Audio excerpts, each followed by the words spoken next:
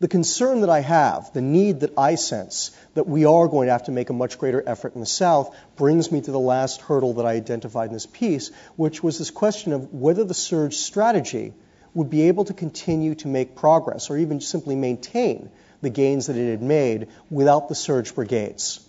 We don't know the answer to that question yet. And obviously, MNFI, I think, has very good evidence and very good reason to believe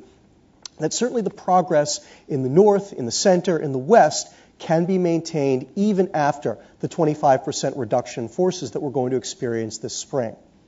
But what makes that situation so much more complicated is when you add the South into the equation. The South is very fluid. It is undergoing exactly these kind of changes that I talked about before. Pressures being placed on the main political parties down there because of what's been happening as a result of the surge, which are fundamentally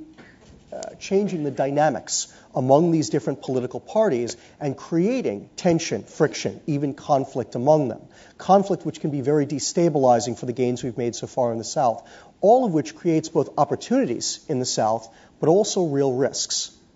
And one of the great concerns that I have, or I think I would put it this way, one of the biggest issues that we are going to have to tackle, certainly in the next 6 months, but likely into the first year of the next presidency, is going to be how we simultaneously consolidate the gains in the northern half of the country, don't allow them to slip away from us, and begin to push into the South, expand the ink spot down there, take advantage of the opportunities, and prevent